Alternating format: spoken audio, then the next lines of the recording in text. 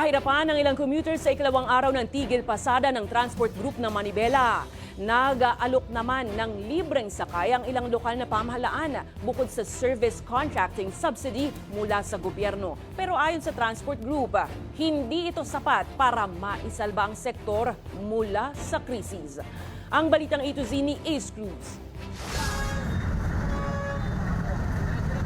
Sa ikalawang araw ng tigil pasada ng transport group na Manibela, pahirapan pa rin makahanap ng masasakyan ng mga commuter.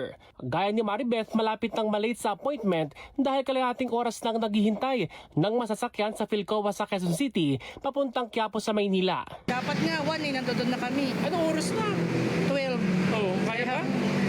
Hindi, i-adjust na lang yung oras. Kalaunan, may napara siyang biyaheng Quiapo pero halos punuan na rin ito. Dalawa lang pala. Pinara namin 4 Dalawa lang ang kasya. Ang senior high school student naman na si Farah, inagahan ng pag-alis ng bahay sa takot na mahirapang sumakay ng jeep at mahuli sa klase. Anya, nakakapekto sa kanilang pag-aaral ang mga tigil pasada. Kapag late ka po, syempre may mamimiss ka pong mga lessons kasi nagdi-discuss na po yung teachers mo. Pero wala ka naman pong magagawa dun kasi habulin mo na lang po yung lessons. Sa tansya ni Manibela Chairperson Marvel Buena na paralisa ng 90% ng transportasyon sa buong bansa bagamat may ilang lalawigan at grupong hindi lumahok dito. Para po ito i-roll back yung presyo ng petrolyo na kung saan commuter, private na motorista, pagbaba ng bilihin na makakatulong at makikinabang ang taong bayan. Hindi po namin ginagawa itong strike na to para makapirwisyo. Idinaos ang programa ng transport group sa iba't ibang lugar gaya sa Manibela headquarters sa nagtahan sa Maynila. Sa gitna nito, nag-alok ng libreng sakay ang ilang concerned agencies at local government units gaya sa Quezon City pero punuan din.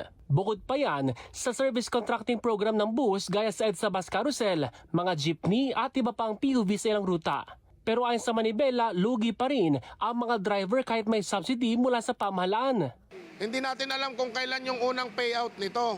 So, magdi-discount ka ng napakalaki, 40%, tapos abono ka ng krudo. Ano naman ang ipang-aabono namin dyan kung matagal bago tayo bayaran?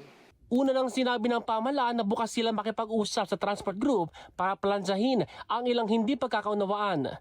Magtatagal ang tigil pasada hanggang Biyernes, April 17 pero posibleng masundan pa nila ito hanggang hindi natutugunan ang hinaing ng transport sector. Para sa Balitang A to Z, Ace Cruz.